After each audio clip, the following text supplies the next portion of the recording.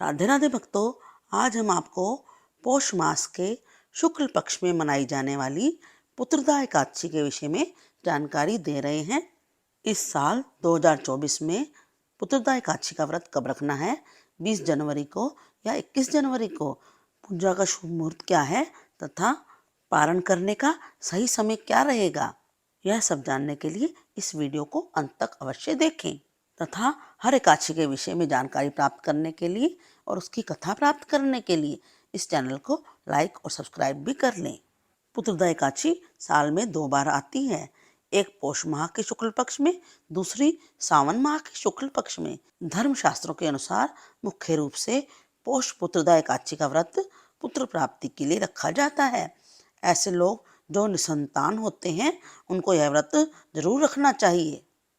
इस व्रत में जगत के पालनहार श्री हरि विष्णु जी की पूजा और आराधना की जाती है।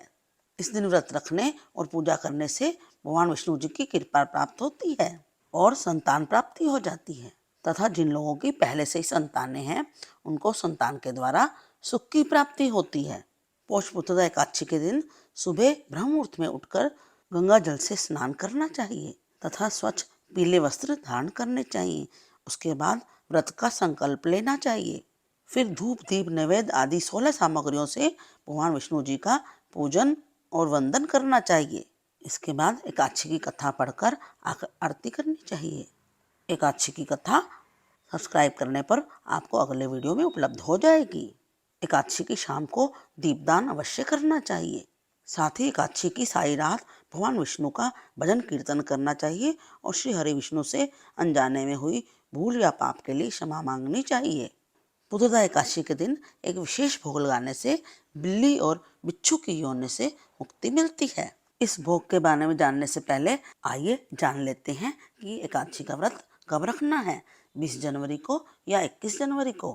पौष शुक्ल एकादशी की तिथि की शुरुआत हो रही है 20 जनवरी 2024 को शाम को 7:27 पर और इस तिथि का समापन हो रहा है 21 जनवरी 2024 को शाम को 7:28 पर। एकादशी का व्रत हमेशा सूर्योदय से ही प्रारंभ होता है, इसलिए उदया तिथि के अनुसार 21 जनवरी को ही पौष पुत्रदा एकादशी व्रत रखा जाएगा। पौष पुत्रदा एकादशी पर बन रहा है ब्रह्म योग। यह योग सुबह 7:26 से शाम को 7:26 तक है। इस मुहूर्त में दान पुण्य करने का बहुत ही महत्व है। इस दिन भद्रा स्वर्ग में रहेगी। भद्रा योग का निर्माण सुबह 7:23 से शाम को 7:26 तक है, इसलिए भद्रा का कोई विशेष प्रभाव नहीं पड़ेगा। एकादशी व्रत का पारण एक निश्चित समय पर और निश्चित दिन किया जाता है। पौष पुत्रदा एकादशी का व्रत का पारण 22 जनवरी को किया जाएगा। पारण का समय रहेगा सुबह 7:14 से लेकर 9:21 तक। ब्राह्मण को भोजन कराने के पश्चात ही पारण करना चाहिए। आइए अब बताते हैं कि कौन सा विशेष भोग लगाने से बिल्ली और बिच्छू की योनि से मुक्ति मिलती है। पुत्रदा एकादशी वाले दिन गाय के दूध का भोग लगाने से तथा फलाहार में उसे ग्रहण करने से हमें बिल्ली और बिच्छू की योनि से मुक्ति मिलती है।